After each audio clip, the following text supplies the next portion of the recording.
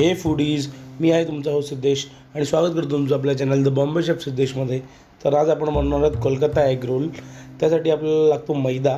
आम्ही चाळून घेतलेला आहे. त्याचप्रमाणे आपल्याला 3 अंडी घ्यायची आहेत. मी green chilli sauce, red chilli sauce आणि चिली विनेगर बनवून घेतलेला आहे आणि थोडासा कांदा, गाजर आणि शिमला मिरची घेतली आहे. सर्वप्रथम आपण कणिक मळून घेऊया मैद्याची.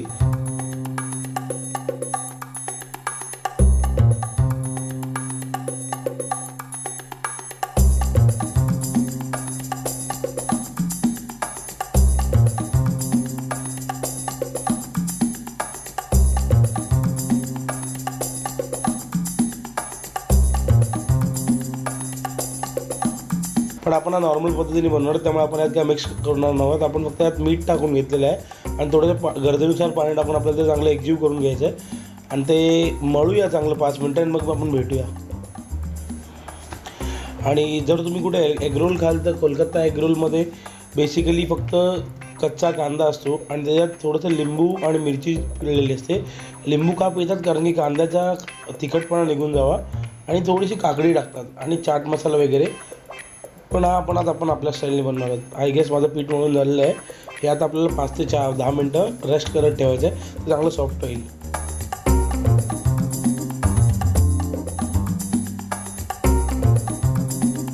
पाहू शकतो माझं पीठ किती चांगलं नरम झालेलं आहे, खूप सुंदर असं. तर आता आपण याचे गोळे करून घेऊया. मी 4 गोळे करून घेणार आहे ह्या बॉलचे.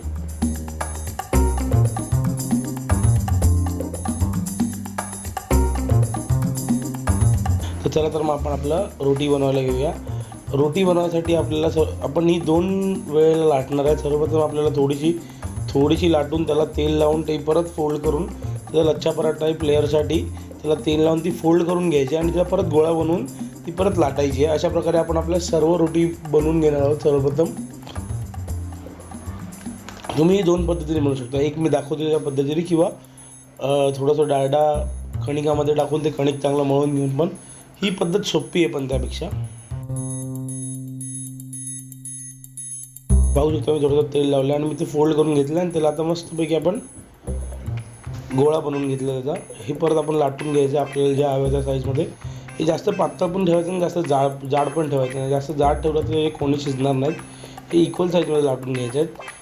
अशा तरीकेने माझे सगळे लाटून घेऊया आणि मग आपण भेटूया. आणि हे आपण 2 सेटिंग्समध्ये फ्राय करणार आहोत. पहिला आपल्याला ही रोटी अर्धी कच्ची शिजवून घ्यायची आहे, अर्धी कच्ची चांगली फ्राय करून घ्यायची आहे. त्याच्यानंतर आपण जेव्हा अंडं टाकू तेव्हा ती फुल फ्राय करायची. 2 सेटिंग्समध्ये फ्राय केल्याने ती कच्ची राहत नाही. तुम्ही पाहू शकता माझी हाफ डन रोटी आहे. त्याच्यावरती आता मी अंडं टाकून थोडंसं तेल शिंपडून ती चांगली, जोपर्यंत थोडीशी रोटी गरम होत नाही तोपर्यंत ते आपण अंडं फेटायचं. आणि अंड्यात मी फक्त मीठ टाकलेलं आहे. आय गेस आपली रोटी गरम झाली आहे, तरी आपण थोडंसं तेल त्यात टाकून घेऊया.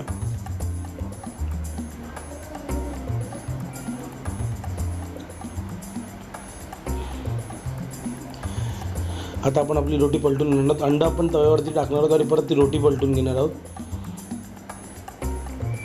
माझं अंडं चांगलं फुगलं आहे. आता आपल्याला रोटी ती पूर्ण शिजवून घ्यायची आहे. दोन्ही साईडून चांगली क्रिस्पी होईपर्यंत शिजवायची आहे. आय गेस आपली आता रोटी शिजलेली आहे, तुम्ही पाहू शकता. चला, तर आपण आपला रोल बनवायला सुरू करूया. इथं मी माझ्या पद्धतीने बनवतो. त्यात मी शेजवान सॉस टाकणार आहे, थोडंसं टोमॅटो केचप टाकणार आहे, थोडंसं रेड चिली सॉस, थोडंसं ग्रीन चिली सॉस. यात मी भाज्यांमध्ये आपण त्यात फक्त कांदा, शिमला आणि गाजर टाकलेले आहे. जर तुम्हाला हवं तर तुम्ही आणखीन भाज्या टाकू शकता. मशरूम सॉते करून टाकू शकता. तुमच्या फ्युजनचे तुम्ही बनवू शकता.